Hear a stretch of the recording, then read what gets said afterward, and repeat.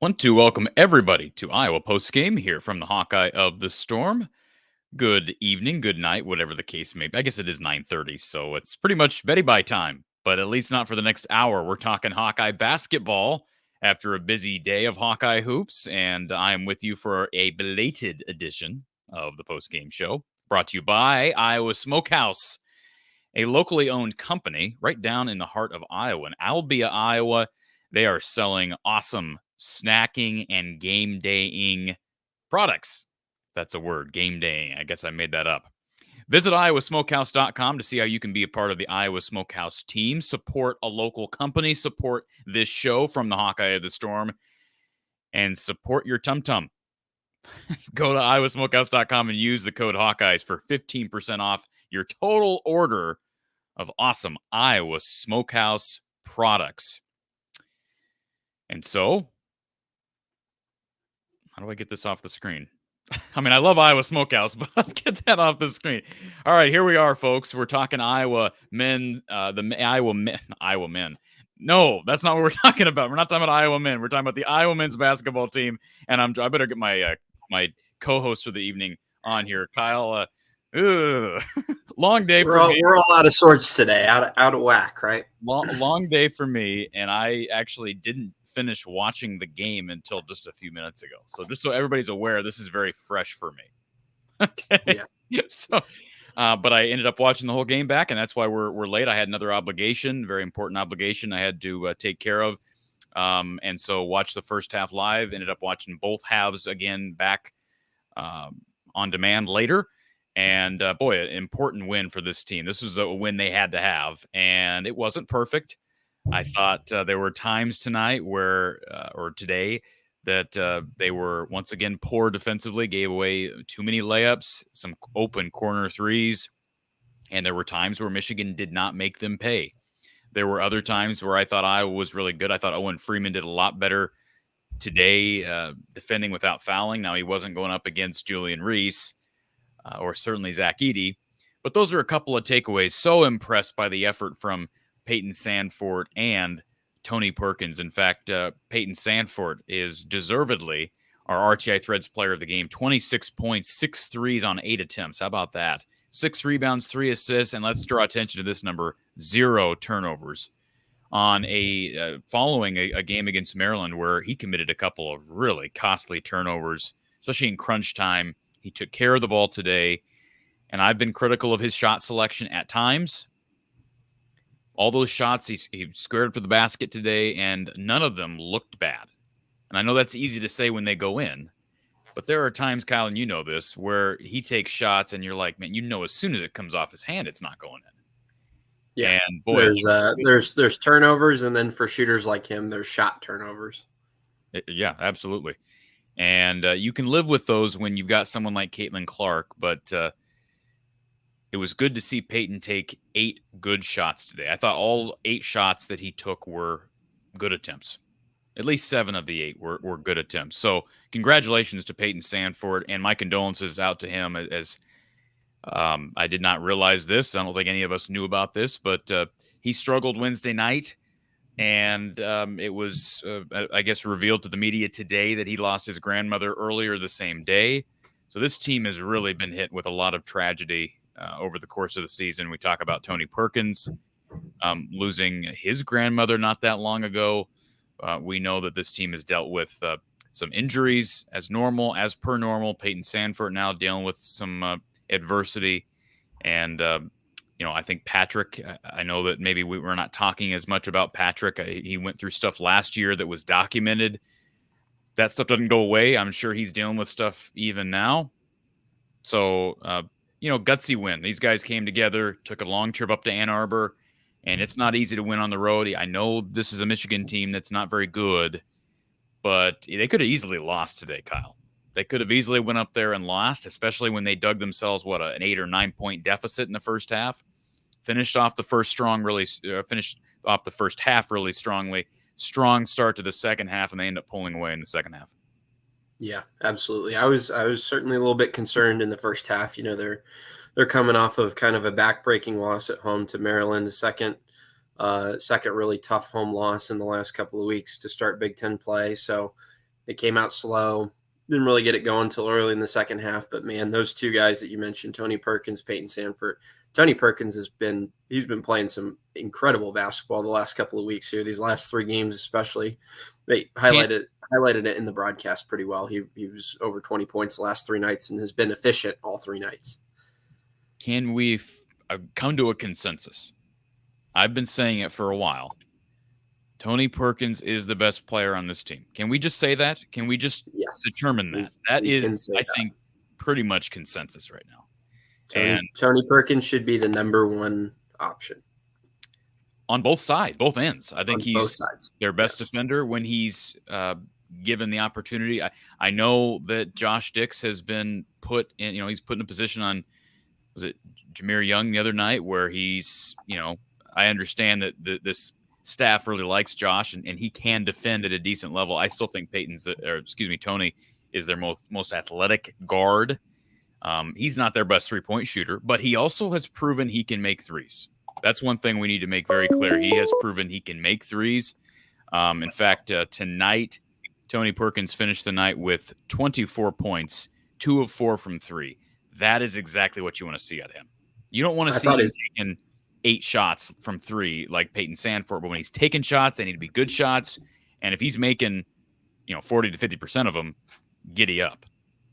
Yeah, I thought Tony really let the game come to him tonight. I mean, he didn't take a boatload of shots, but the shots that he took, I thought his shot selection was fantastic. I don't think there was really a single shot that I saw him put up and went, that's not really his shot. He kind of got to all the spots that he wanted to on the floor, and he they were slow out of the gates, but he kind of kept them afloat and kind of kept them in the game. And when Peyton Sandfort got hot, he was perfectly okay to defer to Peyton because he was the hot hand, and that was what was best for the team. So I thought both of those guys really played well off of each other both games and kind of went your turn, my turn really nicely, especially on the road, obviously Owen Freeman did come along with them in this game, but you just don't know on the road what role players are going to show up and what role players are going to leave their game in Iowa City. So really good job by those two to take the lead and take things into their own hands.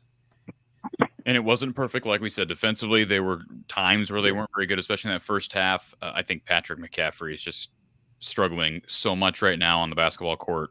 I mean, we can talk about his stat line. He was 1 of 5 from the field, 21 minutes played, 4 points, and a turnover. Go along with 1 rebound, 1 assist, 1 steal. He's in a funk. Not 5 high quality shots either. No, and Ben Krikke is in a funk too, which we haven't seen as of at least as of 2 weeks ago. We hadn't seen that. 7 points tonight for Ben, 4 rebounds, but he was 2 of 8 from the field and had 2 turnovers. Also struggled with foul trouble. So, anyways, we'll get to all this, but a much needed win. This was a must win, a win they had to have, and anyways, we'll talk all about it here. Before we get to our first caller, I want to thank RTI Threads, their Cooper DeJean apparel and merchandise. Be sure to sell out, or buy out, I should say, the RTI Threads apparel line now of Cooper DeJean, because he's going to be headed to the league and I'm sure going to be flying off the shelves up in North Sioux City. Check out his apparel line at cd3lacesup.com. Also, the Gravedigger, Aaron Graves, he's got a merch line with our friends over at RTI. Check it out at www.rtithreads.com. Also, Aiden Hall, Zach Lutmer, Carson Shire featured there. So, again, check it out, rtithreads.com. Our call line is sponsored by Iowa Smokehouse. Let's go over to our phone line. Who's on the line? Good evening, Cory and Kyle. This is Matt in Knoxville. I hope you're having a pretty decent night so far, even though it's a little late. I'm doing good, Matt. Good to hear from you. Good to watch you win. Thank you. Oh, absolutely. Before I begin, I just want to send my condolences to the Sanford family as well. I, too, understand what it's like, how my grandmother passed a couple of years ago from she was suffering from dementia. So I understand that it's very difficult to deal with, and it's hard. So nothing but the best for him and his family. But I just wanted to say, I don't know if Fran or the coaching staff, or if maybe Tony himself did this, but I completely agree that I think Tony has definitely elevated himself to the best player on the team, or at least the most important player, just because based on what I'm seeing, he's kind of taken it upon himself as that senior leader to say, I'm going to make plays. I'm going to take, drive inside, try to make something happen, both sides of the court. And I completely agree. He deserves all the credit in the world right now for for just being able to step up, when the team's kind of struggling right now. Absolutely. But at the same time, we got the big win. Absolutely. And let me just piggyback on that, if I can, Matt. He's as Kyle said at the outset, he's the one guy that I trust with the ball basically at all times. And it doesn't mean that he plays perfect. He's had turnovers. I remember 2 years ago, and I know that was 2 years ago, but in the Big Ten tournament against Indiana, he nearly cost them that game. In fact, Iowa had a 2-point lead. He's dribbling and loses the ball in a one-on-one matchup full court, gives up a layup, and then Jordan Bohannon makes his 3 off the backboard, and we forget about it. But he hasn't always been so secure with the basketball, but he is just, to me, the most reliable guy handling and operating. And he's not the best shooter, but man, he scores in the mid-range so effectively. I don't know that I've ever seen, and this is not hyperbole, I don't know that I have ever seen a guard and a forward that play together on an Iowa team both so adept in the mid-range. Like between Ben Krikke and Tony Perkins, not that that's going to lead them to the promised land, but that's such a lost art in basketball. We always hear that. But to see Ben Krikke and how good he is, and I know he's in a funk right now, but how good he is shooting those mid-range shots, and then Tony Perkins. And then you look at the women's side of things, and you got someone like Molly Davis who's making teardrops at 5'6". So anyways, I just think it's a cool storyline. I totally agree with you, Matt. Tony is he has elevated himself to be the go-to guy, and he took 12 shots tonight. I was critical of the coaching staff for not getting him more shots on Wednesday. Had 9 on Wednesday against Maryland. He needs to be in double figures at least. I think 12 is a really good number. And just to piggyback on that too, Cory, I've found myself this year when we've talked about Tony and watched Tony, when he's had slow games, usually what we've brought up is either the coaching staff didn't get him enough shots or he wasn't aggressive enough. Usually it's not, oh, Tony's playing badly tonight, Tony's taking bad shots tonight. Usually it's his aggression or the coaching staff's involvement, and I think that's a really good sign. And part of that is, again, he may not shoot well every night. And it might have been the Wisconsin game. I'd have to go back and watch that game or refresh my mind on the box score. But there are nights where he just doesn't shoot well, but he gives you max effort. Yes, and because of his effort level and his athleticism, he's getting you rebounds. He's fighting for loose balls. He's giving you defense. So those are the things that you can carry over to every game, right? You can't always, especially for a guy like Tony, who's not a natural shooter, you're not always going to go 9 for 12 like he did tonight. But when you can give max effort and you've got the athleticism, he's got the long arms. I always talked about his wingspan is really impressive for a guard that's 6'3", 6'4". He is going to be maybe the big key for them if they're going to have a chance to fight back into the conversation for March. Matt? Yeah, I agree. And, I just think this is a classic case of, and I don't know if Tony's going to, I don't know if it's possible he could come back for a 5th year, but in case he can't, it's kind of that sense of I can completely appreciate his maybe new sense of urgency of saying, hey, I don't know what my future holds, so I've got to really give everything I've got. And he isn't like maybe a major all Big Ten caliber talent, but he is a guy that you can lean on based on what we've seen the last few games. So let me make something very clear. And I've said this several times to Frank Henderson. Frank and I had a conversation after the post game on Wednesday night. And I said, Frank, I've said it before. I'll say it again. Your nephew is a 3-point jumper away from being an NBA prospect. He is. Absolutely. And Frank doubles down on that. Now I get it's his uncle. It's a former coach. Frank is adamant that Tony is a better shooter than he's shown at times and that he doesn't shoot enough. And maybe that's true.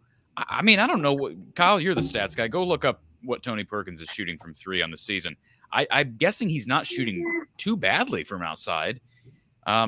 If he stays another year, and I think he will, all right, for the record, that's not repeating anything Frank said to me, but I think he'll stay another year, and I'll tell you why. Because he's playing at a level right now, as far as consistency is concerned, where we're recognizing him, others are recognizing him, and if he can put together a decent end of the year from 3 and then put together a kind of a collective effort from 3 next year and still be the guy, I think he's got a chance to be drafted. I really do. I mean, I just think with his wingspan and his athleticism, I think he's got a shot to be drafted. Now, that's a conversation we can have down the road, but I think that's where I do think he's a potential all Big Ten player. Absolutely. I mean, sometimes you kind of can tell early in their career that, and I saw it, he spurts here and there. So, yeah, we'll kind of just see where it comes. But maybe sometimes that's just because, do you think that's because he realized, oh, I've got Peyton who can hit so many threes a game, or I got Josh Dix who can hit so many threes a game, that I don't have to be the guy who hits the 3, who constantly shoots from 3. So maybe that's why he differs from that a little bit. Yeah, I mean, what Frank has told me over and over again is that go back and watch his high school tape, and the kid was pulling up from all over outside. He doesn't have the prettiest of strokes. Like everybody talks about Peyton Sandfort's quick shot. It was compared to Klay Thompson on the broadcast today. I think that's maybe going a little bit far because Klay Thompson's, just like a machine with his jumper. But I've talked about Josh Dix's form. I think he's got a really pretty shot, the nicest looking shot in the team. And Tony doesn't have that. But, do you have to? And here's the other thing about it. If it's anybody, I know I'm a Mavs fan, and people here, like, why are you a Dallas Mavs fan? Well, I am. Go and watch Dallas, okay, and watch a guy named Josh Green, who was drafted several years ago, could not shoot at all 2 years ago in the Western Conference Finals. Like, go back and watch when they made that run and lost to the Warriors in the Western Conference Finals. The dude could not shoot, and there were teams just completely sagging off of him. And I'm watching it like last night, I think it was against the Hawks. I think Josh Green had like 5 threes. So guys can't, like, I know it's not the norm, but it is possible for guys to develop a more consistent outside shot late in their careers. Frankly, Keegan Murray didn't show a ton from 3 until he became an upperclassman. And the other, about a month ago or 2 months ago, he makes 12 threes in an NBA game. So I'm not saying that's the trajectory for Tony. I'm not comparing him to Keegan, but I don't think Tony's shot looks broken to where it can't become a consistent threat from out there. He's got the hard part. He's got the athleticism. That's the part that those guys need. And he's 32% on the year, by the way, Cory. 45% from the field, 50% from 2. All right. Thanks again for taking my call. I'll wrap up real quick. Yeah, I mean, I completely agree. It's a really good win. I had no idea what the team would do after that tough loss the other night. But, again, Indiana's a tough place to play. And maybe Tony I heard the other night he loves to play against those Indiana teams. Hopefully he can build off that. But, hey, I'll take the win. Great day overall for Hawks. And I appreciate the time. You guys have a great night. We'll talk to you later. Sounds good, Matt. Thank you. Thanks, sir. All right. I want to address a couple things before we continue. First of all, sports news was put in a timeout. F words are not allowed in the chat. If I catch the F word in the chat, you're going to get in a timeout. That's how I operate. You don't have to like it, but that's how I operate. Second thing is, whoever the other guy was that I just put in a timeout, South Bend Hawkeye. Please don't spread misinformation about Coach Close. I never, ever said that something tragic happened to Coach Close. Okay? So please don't spread that. And Jen, nothing tragic has happened to Coach Close. Coach Close is planning on joining us for postgame this week. So he's been under the weather, but let's not jump to conclusions. And the only reason I put our friend South Bend Hawkeye in a timeout is because I wanted that comment to go away. Because I don't want anybody to be under the impression. I mean, Eric's asking what happened to Coach Close, and Sandy's saying, well, that's not Sandy. Blake is saying, what's happened with Coach Close? Like, let's just calm down. Everything's going to be okay. Get your space heater out, kick up your feet, and relax. Because I'm guessing that's what Coach Close would want, and probably what he's doing right now, Kyle. So, anyways, probably watching us, right? Oh yeah, of course. Coach has got. I don't know if you know this, Kyle. Coach has got his smart TV with YouTube up there, and he's got that little bell turned on for notifications. So when I go live, he is just frantically trying to get that television on, just frantic. So, Coach Close, we're happy you're here. T. Hink says Kyle is in the house. I didn't know that, T. Hink, so thank you for letting me know. Big Bolivar says, any OC football talk? No. No. I see the super chat. Thank you for the super chat. I do appreciate that. He says, can we talk about the OC soon or tonight? Go live with Brad soon. This is a basketball show tonight. I do appreciate the super chat. And for the record, I just want to make very clear. I've had a couple people ask me, when are you going to have Brad back on? Brad has an open invitation to this show. Okay? If people want Brad to come on the show, you can tweet at him and contact him. But Brad has an open invitation to come on the show. I know he's a guy in high demand, very busy. So anyways, thank you for the super chat, Big Bolivar. It is appreciated. Eric says, does Sanford have another year? Yeah. He's got 2 years, doesn't he? Yes, he does. He's got 2 more years if he wants it. Doug is shaking his head. Doug, we're going to add Doug in here. Doug, Iowa Smokehouse caller Doug. He came the year after COVID. Okay, you're right. Gotcha. So he's got 1 more year. And he came the year after COVID. So because he's in the class after Tony and Aaron and Big Josh and all those guys. Who? Josh, what's Joshua Gundele? What did you say though? Big Big Josh. Josh. Is that inappropriate? The appropriate nickname is Big Jelly. Big Jelly. That's the appropriate nickname. Yeah, I wasn't trying to be. Again, I'm never trying to be disrespectful to anyone. Yeah, you called Joshua Gundele Big Josh. You called the women's basketball team the Lady Hawks. What else are you gonna say tonight, Doug? I'm sorry. You're gonna make our moderation job tough. Yeah. I really did think those were bad. Doug, I'm just giving you a hard time. Welcome to the show, Doug. Thank you for being our Iowa Smokehouse caller. I am always happy to be on your show. Sometimes I'm not sure where I want to talk about or not, but first, it's great to have a win and talk about a win. Next, I really, as I told you, went out to San Diego and went on that flight, and I'm really sad about hearing about Peyton and his family and Price, because me and Grandpa had a couple talks, and I don't know which grandma or who, and don't pretend to know them, but and I don't even know if she was one of them on the flight, but I really feel for his family. And if that was a reason why he struggled on Wednesday, I'm apologetic for any criticism I had on Wednesday, but still, I want him to get his feet underneath him when he shoots. So I appreciate that, Doug. That's a sympathetic and kind thing to say. I will say though, I think you're I try to do the same thing. We're respectful with our criticism. We are never taking a shot at a guy's character or his motive or whatever. He didn't play well Wednesday, and regardless of the reason, and now if this has part of the reason was this. Now, let's not act like he has played great before Wednesday. Like he's struggled at times. Today he stepped up in a big way, and I do want to make a correction. Jesse says Keegan was never an upperclassman. Yeah, yes, you're right. I meant his freshman year, and I know out of high school, a lot of people viewed Chris as the better three-point shooter. Keegan's a better three-point shooter. Yeah.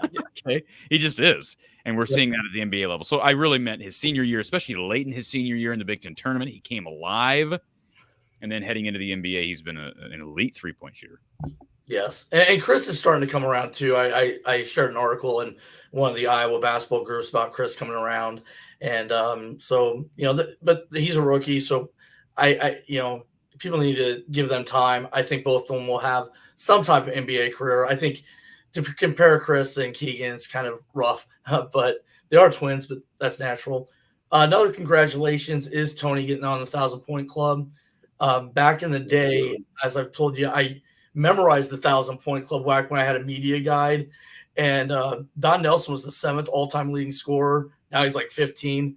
There's 52 guys on that list, so but still, it is an accomplishment. Usually means you're here for multiple years and had some good years. So that's a accomplishment. Daryl MVP says, "Can't believe how disrespectful Doug is being." I would believe that's in jest from Daryl MVP. It's okay. I've gotten worse. So. Like I said, but it's not intentional. I don't know if that makes it any better. But you're good, Doug. Yeah. So congratulations on Tony.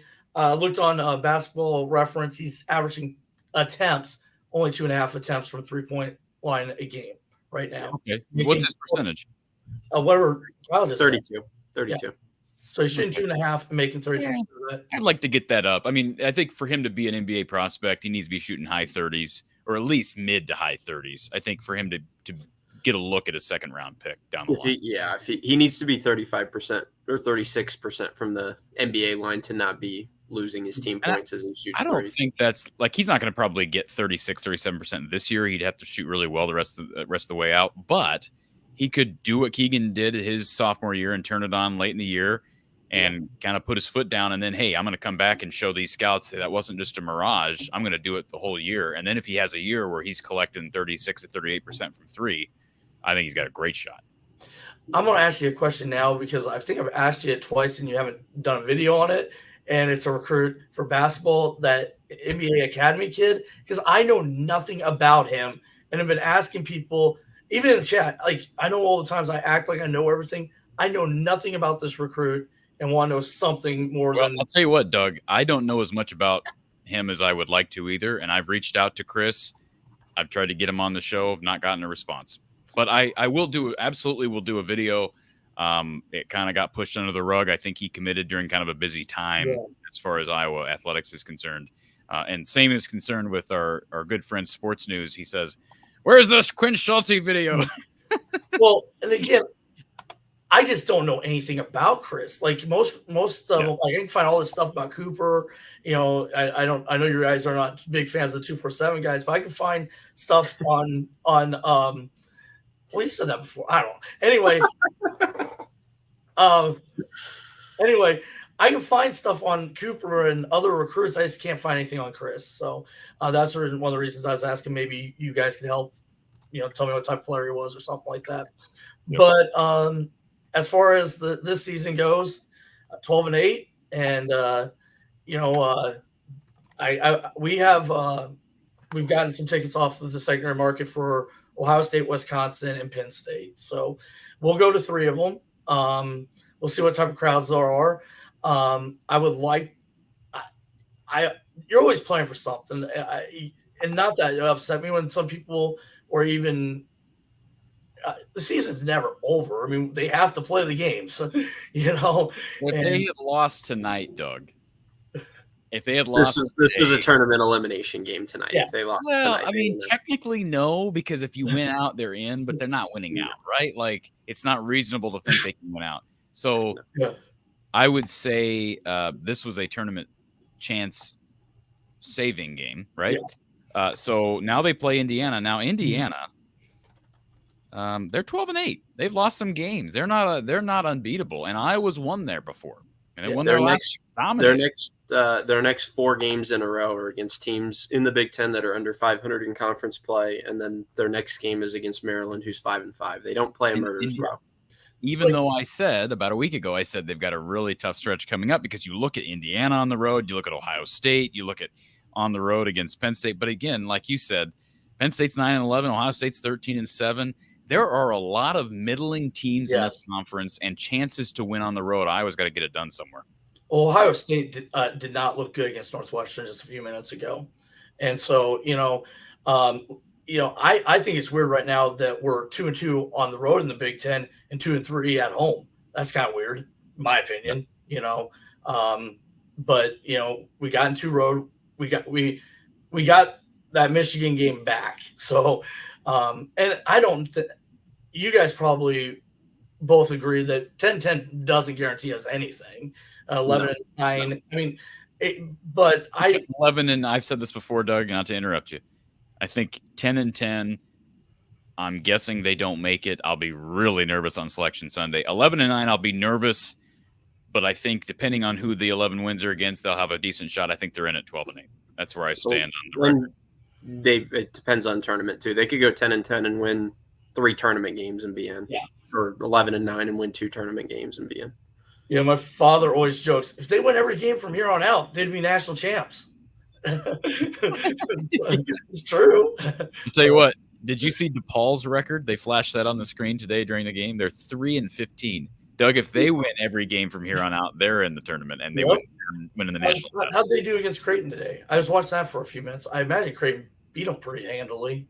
I don't know, you don't have to look up. I haven't. But they played Creighton today. I was waiting for your shows, and it's just like I had a lot of things I wanted to talk about, but I was like, let's just keep it simple. Like I said, congratulations to Tony.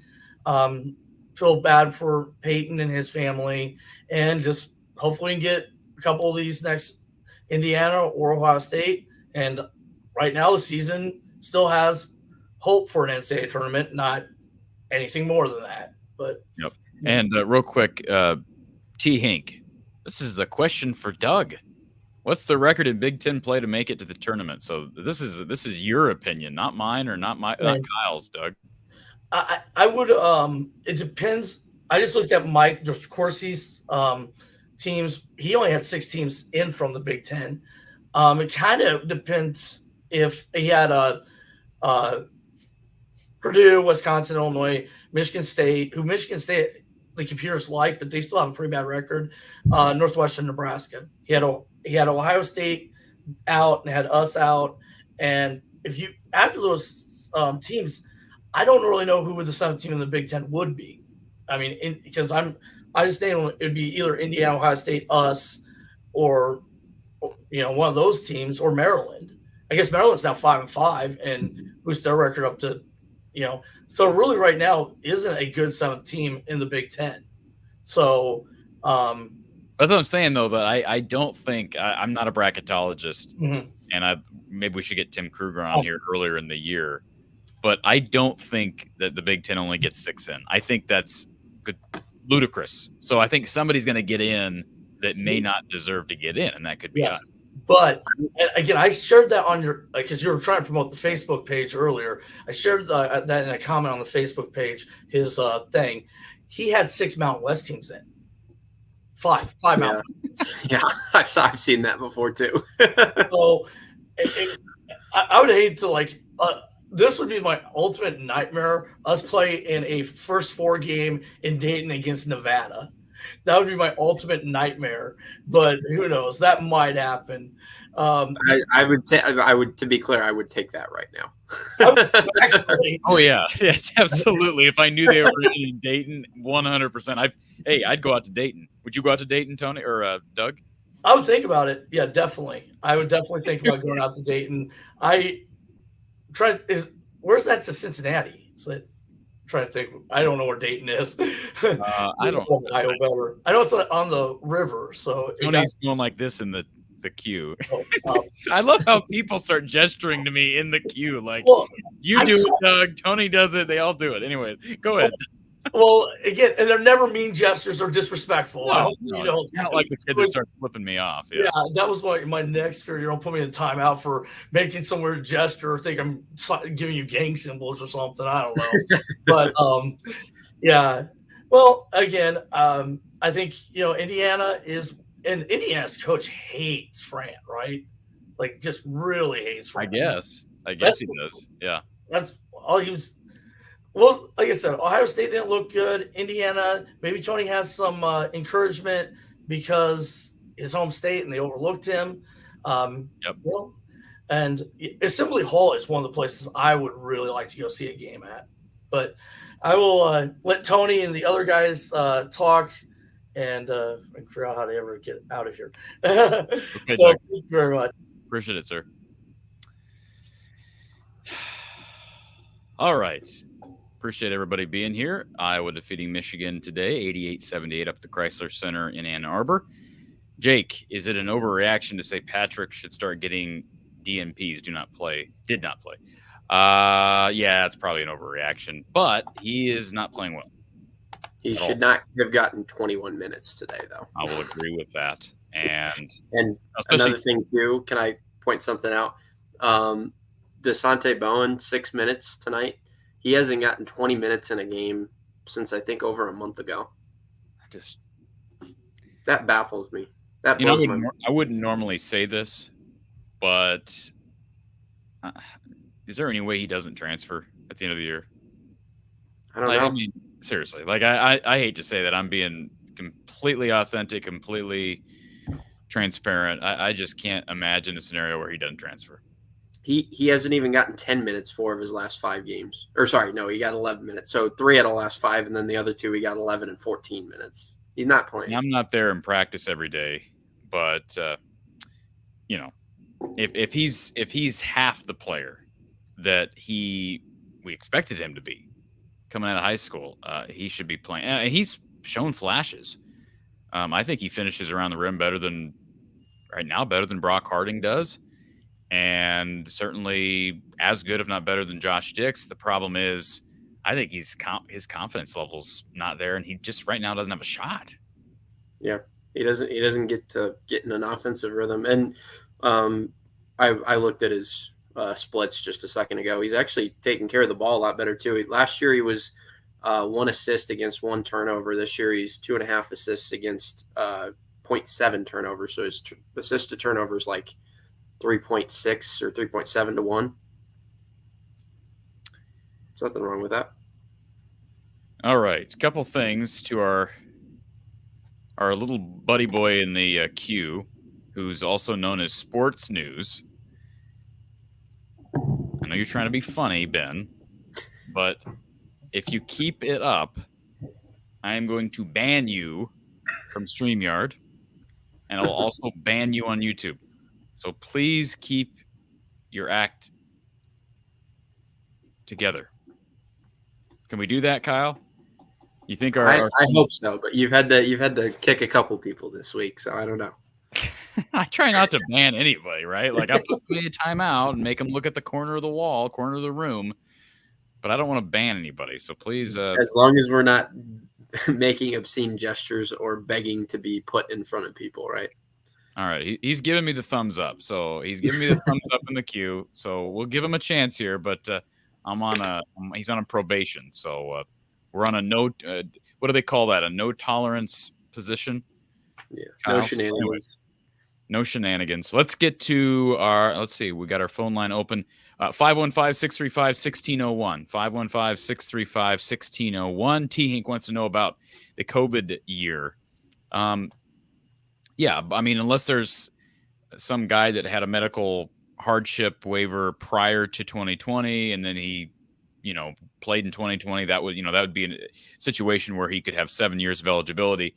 As we've seen with football, these guys that are coming back, like Quinn Schulte, like Sebastian Castro, Jay Higgins, all these guys, this is the last class where I was going to have to deal with these scholarship issues. So just mathematically, T-Hink, that's where we're at right now.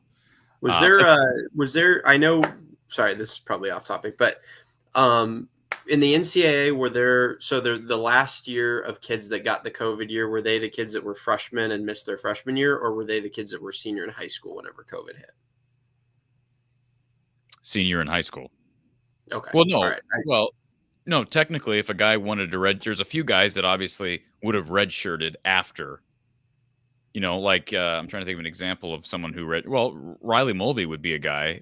When did he get here? No, he got here in 21. I'm trying to think of an example of somebody who redshirted later in their career, and that doesn't happen as much. But if you came in your COVID year, that's a free year. Plus, you'd still have your redshirt year to use later. Does that make sense? Yeah. Okay. Right. Kind of complicates things. Anyways, let's go back to our Iowa Smokehouse call-in line. We've got Tony. Tony, welcome to the show. Hey, so pointing up is, you said, where is Dayton from Cincinnati? This would be north, south. I understand what the gesture meant, Tony. I just thought it was funny that I just think it's funny that you guys are always having to give me gestures. Like if I say something that's incorrect, say something that's incorrect, all I get is. That's just because you see our faces and stuff like that, so we're just reacting in real time. That way I know not to put any hooligans on the show live. That's true. Why I've got the cue like that. That's true. Doug mentioned it, and I've been kind of in and out, and I do want to apologize a little bit for the last post-game show, not knowing what Peyton was going through. That may have hindered his performance a little bit in that last game. Like I said to Doug, Tony, that is a kind, sympathetic thing to do, but I don't think it's necessary when you're respectful with your criticism about how he plays on the court. You're right. We don't know what factors any of these guys are going through. I mean, is it possible that Patrick McCaffrey is dealing with a lot of crap in his life?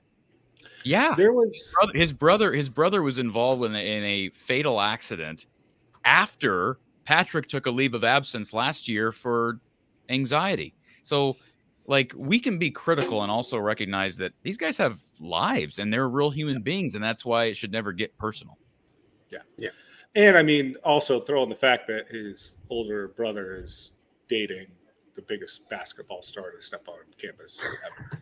So very odd dynamic in that family right now. There's that as well. I thought it was after last game, or maybe it was some presser availability with Fran where he said that Patrick's ankle is just never going to be 100% the rest of the year, and they're going to limit his minutes. And that it might have been before the Maryland game, or maybe it was after. And then today he comes out and plays 20 minutes. Yeah.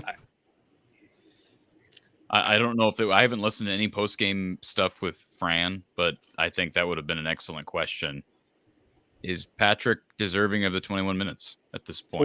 Or is he now 100% where he wasn't or is I know, but take it a step further, performance-wise.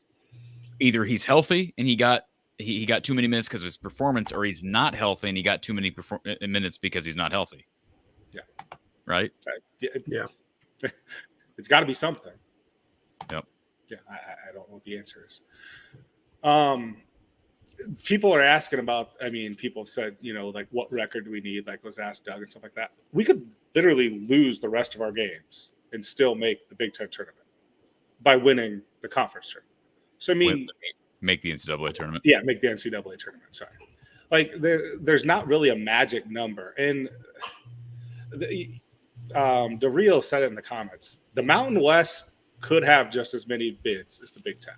They are a legitimate conference this year. I would not want to play any of those top 6 teams. Yeah. So it's been a good basketball conference for several years. I mean, Boise State, Colorado State, it's been really strong at the top. But this is the year where the bubble is just awful. Like, there's no case to be made. Like, and this should be a case in point year to the committee. Like, please do not expand past 68. We do not need more than 68 teams in the NCAA tournament. We do not. There's no reason for it. No. And did you see the news? Have you had a show since about the Big Ten tournament in the future? Yeah, only including 15 of the 18 teams, right? Yeah. Yeah. And when was that released? A day or two ago. Does that sound right? Kind of like just recently. Yeah, I think it was yesterday. Or something. Okay. The bottom 3 teams will not make the Big Ten tournament. Well, hopefully Iowa's never part of the bottom 3 teams. Hope not. I sure hope that they're never part of the bottom 3 teams, but I guess never say never, right? Stranger things have happened. And T. Hink, thank you for bringing this up. Owen Freeman did have a death in his family recently as well. And so, because it makes 4, because you have Peyton and Price, Owen, and Tony. And was not to pry here, but was it ever stated who Owen had lost? Was it a grandparent? I think it was a grandparent as well. Yeah. Incredible. Yeah, not in a good way, but incredible. Incredible. That's just like, holy cow. Like, but you know what that is, Tony? Hopefully that's an opportunity for all these guys to get closer. I'm serious. Yeah. I wonder if that. I didn't watch it. I've seen like still shots of it, of the press conference after Maryland, where Tony was consoling Peyton after that game. I watched it. Yeah. And then I didn't watch it, but then it sounds like they discussed it tonight. I haven't seen it. I didn't watch any of it's a lot harder to get that stuff on the road. You don't want to have any of these kids going through this kind of tragedy, but like I say, it's an opportunity to get stronger and grow together, and that's going to help them on and off the court in life. So, the silver lining in something tragic. Did you see the Northwestern Ohio State game or the score or anything like that? I have not watched anything else. Last I saw, I think Ohio State was getting raced by at least 20 points at Northwestern. 25-point win for Northwestern. Well, there's not many good teams in the Big Ten. Yeah. Well, if you're Iowa, you got to look at these next couple of games. Yeah, you have to. Big game in Indiana. Hey, we can win these games. Yeah, really the only consideration. The only ones that I'm considering, there's only 3 games that I'm considering long shots, and that'd be at Northwestern, at Illinois, at Michigan State. Every other game. Honestly, I'm going to have a hard time ever seeing at Northwestern being a game I have a hard time seeing them win. I know they lost there last year badly, but that's typically not a great environment. I haven't watched many. I'm guessing that it's a pretty good environment this year. Yes. But because it's a nice intimate arena where you only have 6,000 to 7,000 people, so it can get a lot louder than other arenas. So, and then you said, I was going to say lightheartedly, is Coach all right from the Eagles' poor performance? I have not talked to Coach about the Eagles. I did text him about their offensive coordinator being fired, but I've not had any conversations about Philadelphia. I was just trying to lighten the mood about him. But I'm telling you, this is from the source. Gary tells me he plans on being here for the next game, the next post game. And that may also be a delayed post game, so stay tuned for announcements on that. But is there Tuesday 2 games that day too, or there is not? I've got another obligation Tuesday. I think that's an early start, isn't it? It's a 6 p.m. start, Yeah. which is tricky for me. But we're going to get a post game in regardless, and we may end up doing a show the next day if it means we can have a full show with Gary, because it's been a while, and a lot has happened since Gary was on the last time. I'm trying to think of the last time Gary was on. Did he do Purdue post game, or I'm trying to think. No, he didn't do Purdue. And he didn't do the one before that, because I remember I got on and I asked you that question, and I know you kid around. I didn't know if you were writing down my question to ask him or not, about that 10-second thing. I don't know if you remember that. Oh, I do remember. Iowa got that. Yeah, Iowa got that 10-second call, because I know he's big on a rules expert. We've asked him rules a lot in that past, and I don't know what the story is. It just that rule still doesn't make any sense to me, or if it was just enforced improperly, which wouldn't shock me. Bill in the chat, is Mulvey out because of injury or just a red shirt? As far as I'm aware, just a red shirt. I'm not aware of any injury that started that. I think they just wanted to get another year, give him all the time they can to see if they can get. I don't know what you can. I don't know where you're at with that. Like I don't know where the coaching staff is at with him. If he doesn't develop heading into next year, my guess is it's going to be a similar situation to what happened with Josh Agundale. He may just enter the portal and go somewhere else.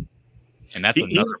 If he doesn't, that's another really sore thumb type of situation, because these are the two 7-footers coming off of the Luka Garza era, Josh Agundale and Riley Mulvey, and you don't want both of them to flame out. Now, Owen Freeman has a chance to be the next guy, not quite 7 foot, but boy, he is solid. And you see how much more effective he is with this team on both ends, Tony, when he defends without fouling. He was on the floor the majority of the night tonight because he stayed out of foul trouble. Mm-hmm. He makes such an impact, and when he's not on the floor, it shows.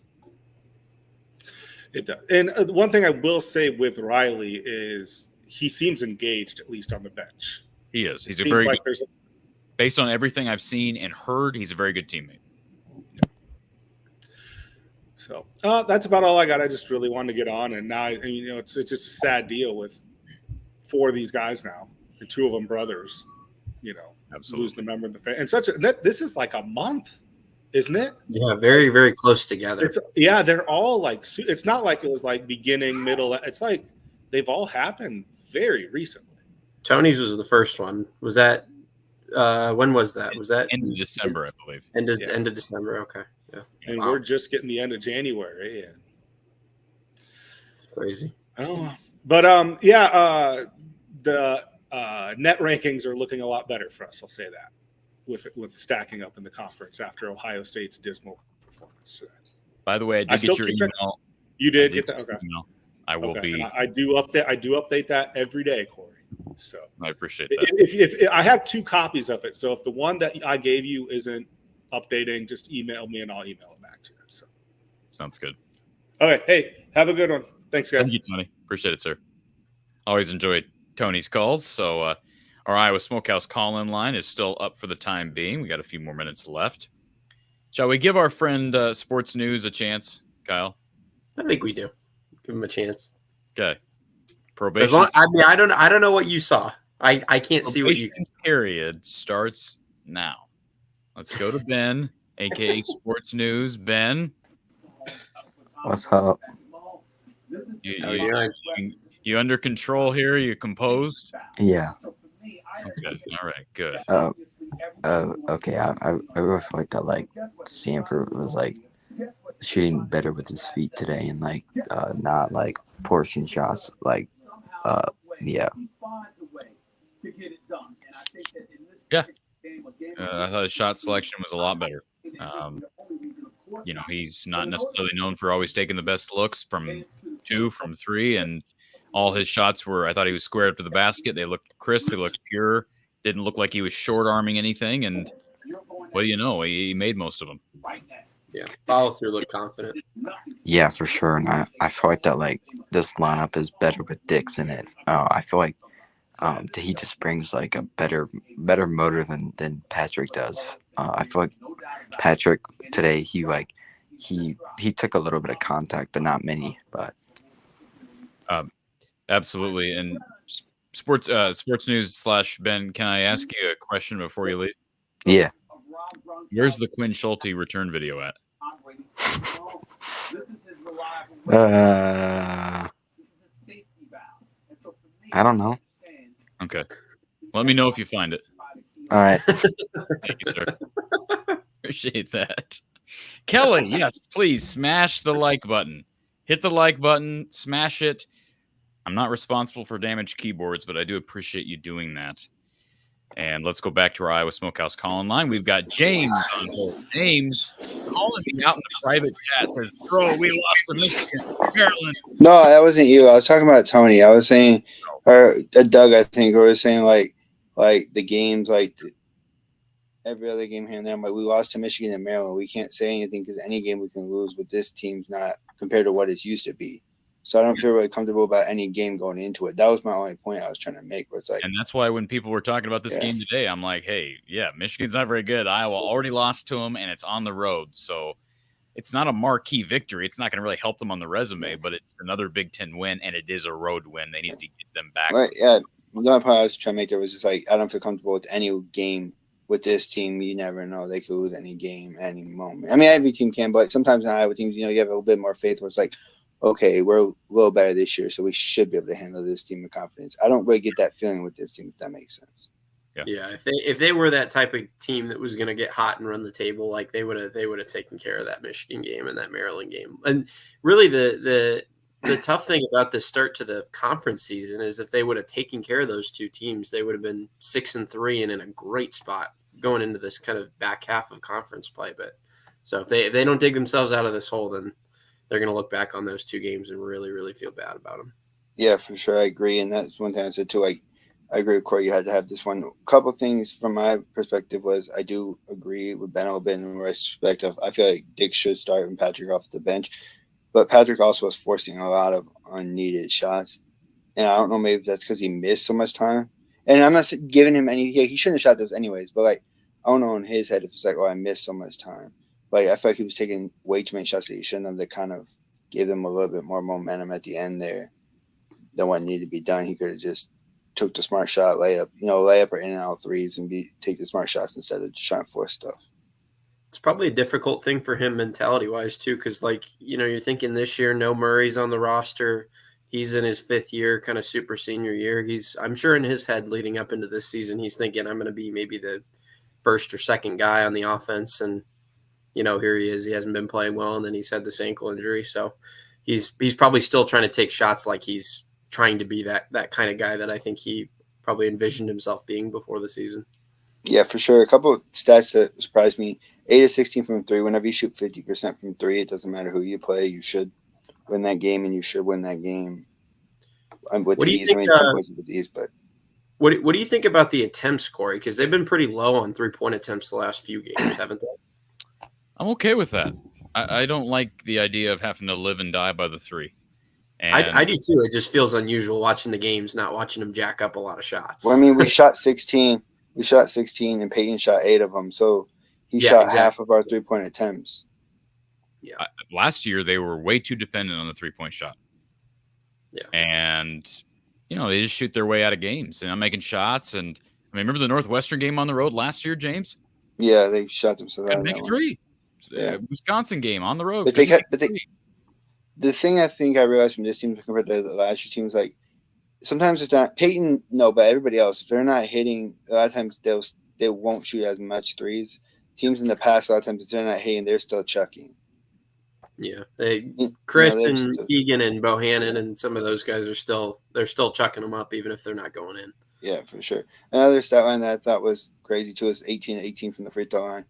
I don't know the last time we made 100% of our free throws like that. And in a 10-point game, that's always something that comes back to you, okay, stat-wise, where it's like that helped you win the game there by going 18-18 because it didn't give them as much momentum, doesn't give them no rebound opportunities all in your free throws as well. So those are big. But the future is obviously what it is. Indiana is okay. They got some good players, so we'll see what happens with that game. But we can't lose many more with where we're at in the conference, I feel like.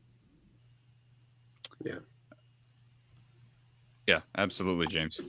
They can't lose any more winnable, like any of the very winnable games. Yeah, well, and I mean, it's at Indiana, so I don't know if we count this one as like. I mean, obviously, playing in Assembly Hall is tough, so I don't know where to rank this one on like games, and I think it'd be interesting to see the line going into that game. But yeah, it's gonna be a tough road ahead, and I didn't know they changed it. Like the last caller said, the 15, the bottom 3 don't make it to the tournament next year, whenever. But I think that changes your momentum. You have to win games anyways. That's what it's about. So you don't win games, you just get put at the bottom. That's unfortunately what happens. But hold on a second. T. Hink says, Cory, breaking news. Iowa has hired Tim Lester as OC. So I'm like, first of all, I know that's not true. But and I appreciate T. Hink saying this, because then he just says, posted by Iowa's football social media. And then he says, unless it's a burner. So people need to be aware that it's very easy for social media. Like, I don't know why people don't have anything better to do than make burners and mess with people. But if you search Tim Lester, okay, if you just search Tim Lester, check out this. I've got to show everybody this. So this is, if you're on X or Twitter, whatever we want to call it, here is the official post. Look at this. Can we all see this? It does. Oh my word! I shouldn't be giving this guy any airtime, but yeah, Hawkeye football. Except the username, the handle is loud_Iowa. But the guy's got 500 followers.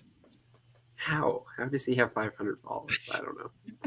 Anyway. I do got a question on it though. I know before I get off, I know this is not a football show, but do you have any insight on if anything is coming like soon at all? James, I have one question for you. Are you a premium member on YouTube? Free? No. Well, I'm a member to you, yeah, but not like a premium overall. To you, yes, I am. To your channel, I am. I don't know if you're talking about like YouTube. You don't know? Yeah, he doesn't have YouTube Plus or whatever, YouTube Premium, but he's on your premium board. Yeah, I'm on your premium board, but not. Yeah, James, please check out the premium board or message me after the show. Okay, cool. I was just wondering. Enjoy your night, and just gotta keep winning, keep this momentum, and thank you to all the fans that always been supporting, and obviously for Peyton. I know he probably won't ever listen to this again, but I'm gonna say the same thing I say about everyone. It's like, it's unfortunate, but at least he's getting through it, and it's good to have a good game after something like that happens. It's good to have a good game at least, because maybe that'll get his mind off more of it and hopefully get him back on the right track. Probably not great that it happened on a game day, but I think Sure. probably overall somebody like that's probably happy that something like that happens in the middle of the season, because they can lose themselves in what they love to do. Yeah, for sure, and it probably helped him. It probably gave him more motivation today too to play better and to Absolutely. keep fighting to everything. So, but enjoy your night. Thank you, James. Appreciate the call, sir. Iowa Smokehouse call-in line. We've got one more caller on the line, and we've hit our hour, so that's good. Is there anything else in the chat that I missed? No, I don't believe so. A reminder, real quickly, before we get to our last caller, be sure to check out RTI Threads, Cooper DeJean's apparel line at cd3lacesup.com. Also, Aaron Graves, Carson Shire, Aiden Hall, Zach Lutmer, a bunch of Hawkeye football athletes that are stars in the making. Check out their NIL products over at rtithreads.com. And as you support NIL and RTI Threads, you're supporting the show, you're supporting the Iowa football brand and the players' brands, so to speak. So check it out, rtithreads.com. Also, want to give another shout out to Iowa Smokehouse and get set for March Madness as well as the NFL playoffs. It's going to be a fun day tomorrow, Kyle. AFC and NFC championship games. That should be fun. If people don't already have their Iowa Smokehouse via the mail, you might have to wait for your next big shipment. But you can get Iowa Smokehouse in your local stores as well. But how about stocking up on Iowa Smokehouse with the code Hawkeyes at iowasmokehouse.com? Get 15% off your order, and you'll get free shipping if you place a $50 order. Again, iowasmokehouse.com. Tasting is believing. Let's go to, I believe, our last Iowa Smokehouse caller of the day. Drill MVP is with us. Drill, welcome. Good to have me on. Thank you, Cory. Thank you, Kyle, for doing this show. It's good talking to you two gentlemen. Absolutely. Good to see you here, or hear you here. Yeah, this is just a personal pet peeve of mine. Mm-hmm. For the broadcasting corporations, please don't substitute a game and put it on like some random network to where your average viewer can't see it. I'm not sure if you all noticed, but Villanova Butler went into double overtime.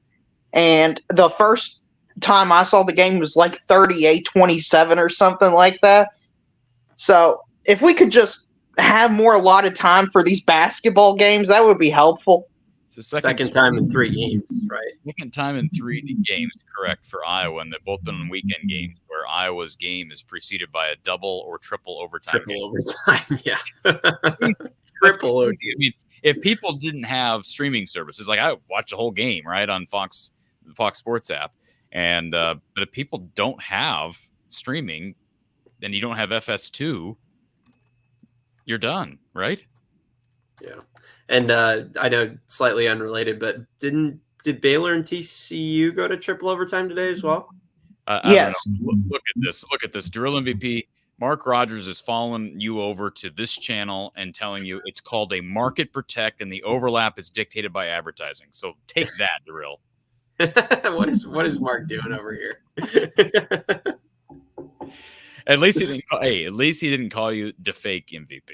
Take that for a positive. Only one person does that, Cory. Would you ban him if he did that? No, because I call Drill MVP the fake MVP all the time. Oh, okay. So harassment's allowed if it's your harassment, Cory. Absolutely. I don't want to set that precedent, but anyway, go ahead, Drill. No, it's all fun and games, Kyle. And I don't mind it, but it's nice Mark has come out here. I've heard from him before in the past he doesn't like basketball. He doesn't care about. I didn't realize he was snooping around in all these shows listening to basketball content at like 11:40 p.m. Eastern time. Look at this. Mark is exactly on point with this. What am I doing here? I showed up 37 seconds ago, and I got Darrell complaining about missing game action. So that's exactly what I expected, because I guarantee you Mark's not here watching 10, 15 minutes of this show, but he happened to log on right as Darrell MVP is logging on. I think that's do we add Mark in and let him and Darrell duke it out? I think Mark gets enough of that, right, Darrell? I don't know if we've ever duked it out before, but Mark would be a much better expert in this field than me, because I'm not a television producer or anything like that. I haven't worked behind the scenes like he has, so I just wish they would extend it by 30 minutes. They would buy another 30-minute bite for these games instead of trying to make them 2.5 hours. Because you can't get any post-game, you can't get any interviews, you can't get any recaps. It's like, oh, Baylor TCU's done. We're going to Notre Dame UConn. No recap from the coaches, no breakdowns or anything. It's just like, come on. It's gotten so bad. Drill MVP, I think that's an indication that they are not making that call based upon what you as an average fan want, because the numbers, the analytics, I'm sure indicate or dictate that, hey, we're going to move right to another game, because if we stick around for a half an hour talking about it, people are going to log off. Yeah, it's all about money, right? I agree with you, Cory, but, as a basketball fan, I actually care about what's happened in the game. So, I understand that corporations need to have the almighty dollar at the top of the mountain, and I'm just a little peasant fan down here at the bottom of the hierarchy. I understand that, Cory. I know my place, okay? You don't have to punch me down as well. I'm just trying to speak up for a bit. I mean, we got Oregon, Washington, Southern Cal, and UCLA joining you all's conference next year for a reason. It's not because of what the fans want. And I think those 4 teams are going to be the 4 teams going forward that's going to be in the bottom 3. I'm not sure if you all watch any Pac-12 basketball.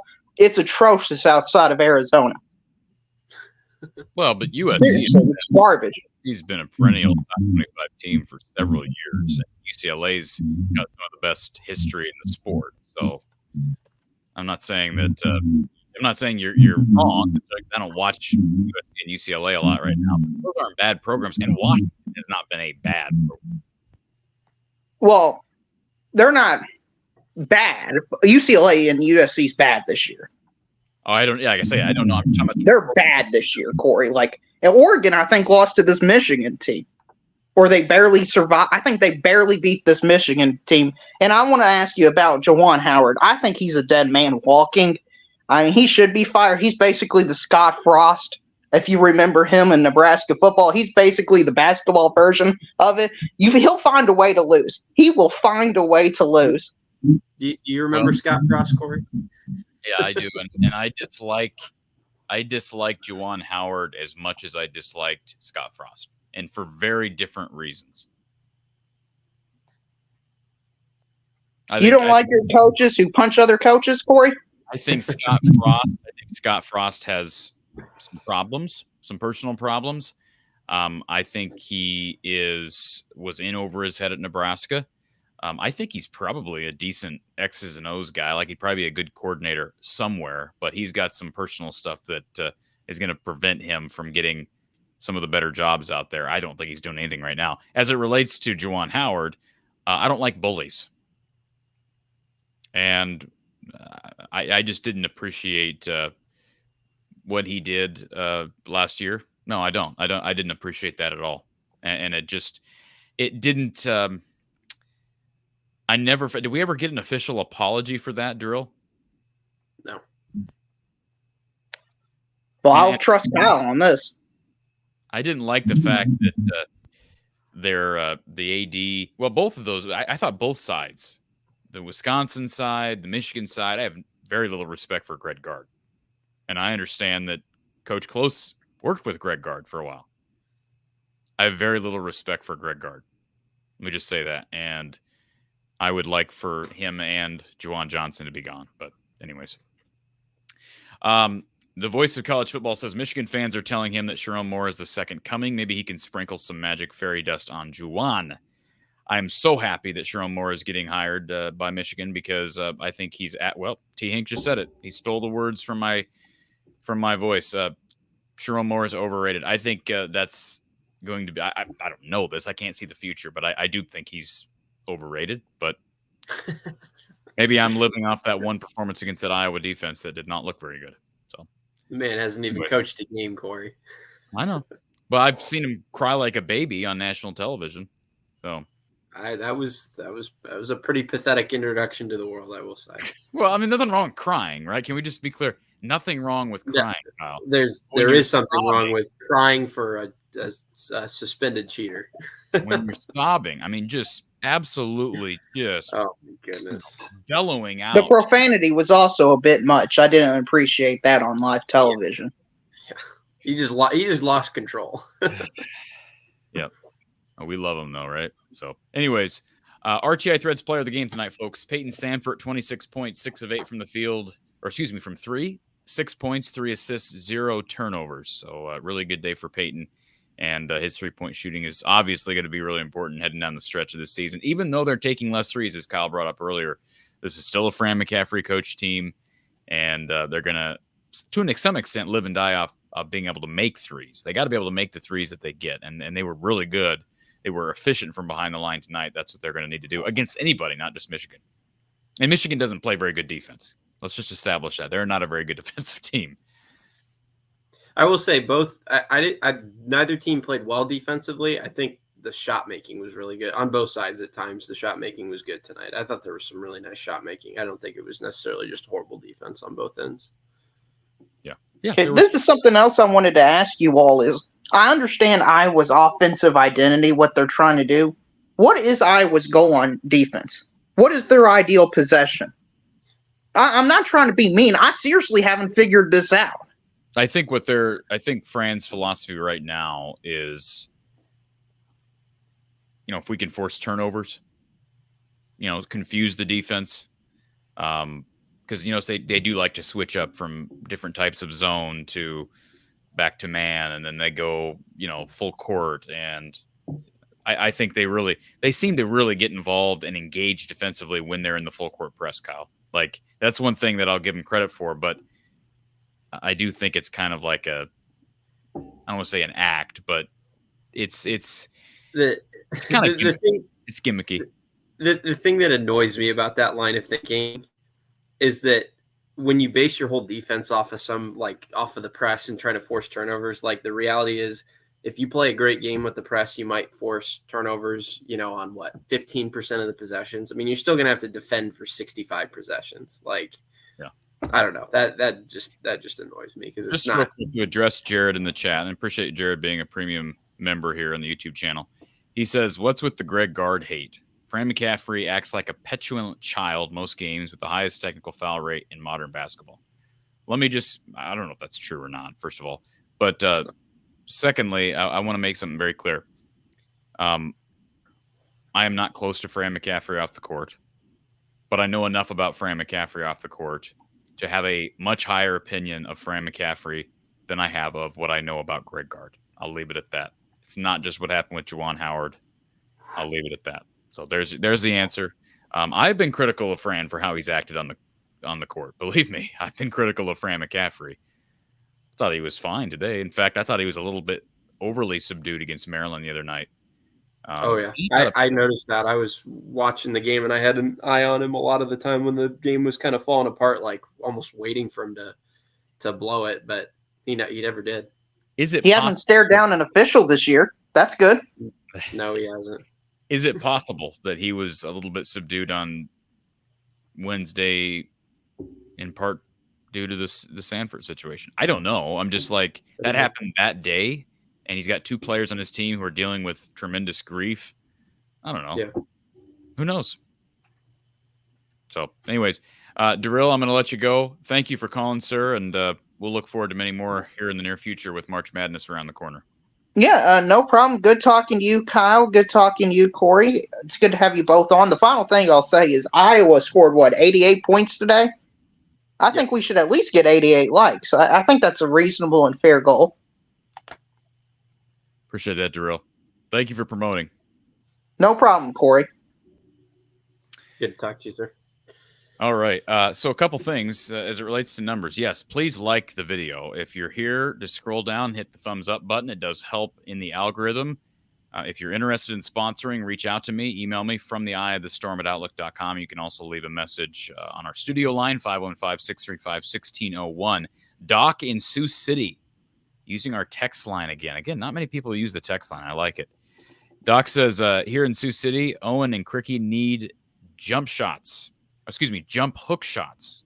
Well, trying to bring the Kareem flair, the Molly Davis flair to men's basketball. So appreciate that, Doc, over in Sioux City. And a couple things also want to bring up real quickly. I've been promoting the Facebook page at Linked. I just added it to the description, and I'm also going to add it to the live chat. So if you're here and you've not liked the page on Facebook, not followed it, even if you're not real active on Facebook, head over to the Facebook page. I just threw the link up in the live chat. Please do that. People have had some problems finding it. I've reached out to Facebook. It's almost impossible to try to get in touch with the actual person at Facebook. I think it is impossible, frankly. Maybe I'll try tweeting at them today.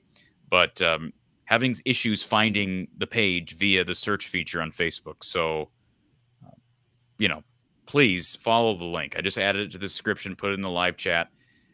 www.facebook.com/Hawkeye of the Storm, all one word. So, again, the Hawkeyes defeating Michigan 88-78 behind a strong performance from Peyton Sandfort. And how about Tony Perkins? Don't want to let his performance go unnoticed today. He was fabulous from every level on both ends. Tony finished with 24 points on 9 of 12 shooting, 5 assists, and a couple 3-point makes. Josh Dix had 7 points, 4 rebounds. Owen Freeman, good game for Owen, 15 points, 9 boards. Stayed out of foul trouble. That's what you want to see. Also had 3 blocks. Ben Cricky, 7 points, 4 rebounds. He's kind of in a funk right now offensively, but he's been really good all year, consistent, so I expect him to bounce back. Laji Dembele came back off a knee or an ankle injury, played 11 minutes, scored 2 points. Patrick McCaffrey played 21 minutes, was 1 of 5 from the field, 4 points to go along with 1 rebound, 1 assist. Evan Bronze played less than a minute. DeSante Bowen, 6 minutes played for DeSante, 3 points. It was actually an and 1. And then Brock Harding, 6 minutes, 0 of 1 from the field. So Brock didn't play much today. That's interesting because he's played a lot more against Maryland on Wednesday. 6 minutes for Brock Harding tonight. And against Maryland, Brock played 11 minutes. So I guess, no, excuse me, 15 minutes. I'm looking at DeSante. So 15 minutes against Maryland on Wednesday. So maybe Fran didn't quite like what he saw on tape watching the game back against Maryland. I don't know. But the Hawkeyes will be back on the hardwood, taking on, what do we say, Indiana. Indiana on the road on Tuesday, 6 p.m. Central Time, BTN. We'll have, yes, thank you, Mark. Please like the Facebook page. Appreciate that, sir. We'll have live post-game coverage at some point. It might be right after the game. It might be delayed a bit, so stay tuned. We may even push it back to Wednesday if it means getting a full show with Coach. And then, of course, the women are back in action as well. They'll take on Northwestern. And Kyle, when's that game? Remind me when that game is. Wednesday, correct? I think so, yeah. Wednesday against Northwestern. Yep. And that game is at 7 p.m. on Peacock. So we'll have post-game coverage. We'll have post-game coverage for the upcoming days. Lots of coverage, lots of content coming. Football, men's basketball, women's basketball, and the like. Kyle, appreciate you being here. Jared, absolutely appreciate you being here, Jared. And again, thank you for being a premium subscriber. Be sure to like the Facebook page, like us on social media, Twitter, Instagram, all the good stuff. For Kyle Spence, I'm Cory Brada from the Hawkeye of the Storm. Thank you again to our sponsors, RTI Threads, Iowa Smokehouse, and be sure to sign up for your free trial of Aura and protect your information. That link is also in our description. Have a great night, folks.